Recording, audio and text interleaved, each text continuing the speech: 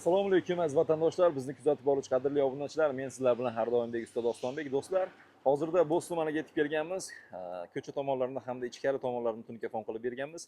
Agar vodiydan bo'lsangiz, bemalol murojaat qiling. Uyingizga arzon narxlarda tunikafonlarni qilib beramiz do'stlar.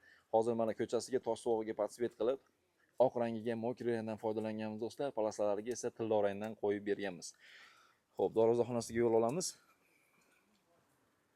Bismillahirrohmanirrohim. Do'stlar, xudo xolasa mana darvozaxonasi cheklarini MDF qilib berganmiz. O'rtasiga oynali ramkadan bir donagina foydalanganmiz do'stlar. Mana bu gulga e'tibor beringlar, xudo xolasa shunga podsvet qilib chiroyli holatda darvozaxonasini bitkizib berdik. Xo'p, ichkari tomonlari qadrdonlar, mana ichkari tomonlarini ham xuddi shunaqa shaklda tunikafon qilib berganmiz. Xudo xolasa agar sizlarga ishlarimiz qiziq bo'lsa, bemalol murojaat qiling. Mana usta Maqsudbek tomonidan shu ishlarimiz qilindi. Inshaalloh sizga ham nasib qilsin xuddi shunaqa tunikafonlar. Agar vodiydan bo'lsangiz, bemalol murojaat qiling. Hozirda devor qismiga tunikafon qilib beramiz. Shunga podsvet qilgan holatda bitgandan keyin albatta videosini joylaymiz.